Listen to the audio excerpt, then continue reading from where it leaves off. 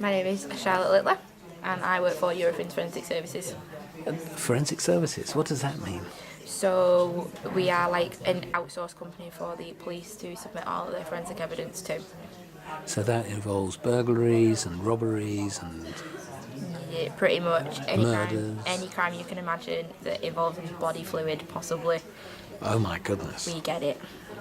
So how did you end up by doing this? I stumbled across an apprenticeship when my original career plan didn't exactly go to plan. I wanted to be a vet. So obviously I knew what I wanted to do, how long it was going to take me, even which university I wanted to go and do it at. But that didn't go to plan when I failed my AS level. So I finished my A-levels because I thought I'll stick at A-levels. I've got 3 A-levels to put on a CV, so that looks better than somebody who dropped out and only finished the first year of college. And then I was literally Googling every kind of apprenticeship within a 10-mile radius of my house, and I stumbled across a forensic science one, applied, got an interview.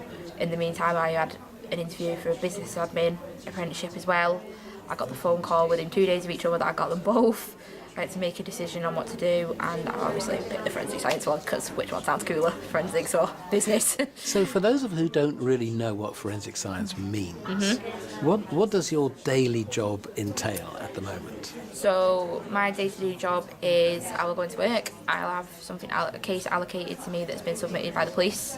So the police will submit us a case, whether it's whatever kind of crime it is. They'll say kind of like what's happened and what points they want to prove, and then we'll have a strategy written for us by like a reporting officer and tells us what to sample for, and then we sample it and send it to DNA. At this moment, what would you say was the most unexpected aspect of your job? I think it is the sheer volume of crime that they report on the news compared to what we get in, and some are a lot more horrific than what are on the news. And there's a lot going on in the world that obviously not everybody knows about. Obviously I know about it, but it's just the way people think and how the world works, basically. Bit of an eye-opener. So what's the next stage in your career development? So obviously I want to move up. There's another step I can go up with in terms of examining, and then from there's a lot of different avenues I can take within my forensics career.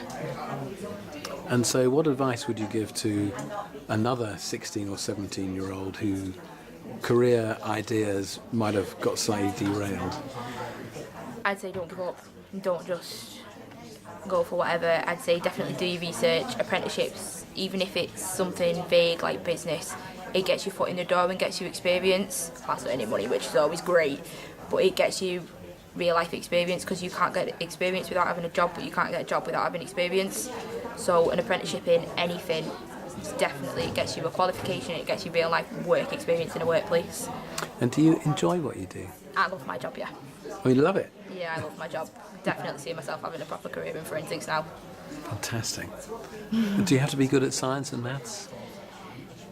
The minimum I think you need is a GCSE in it. So, not particularly. As long as you can do basic maths, like science, as long as you've got a GCSE in it, then you can get your foot in the door, definitely. Fantastic. Thank you so much. It's alright.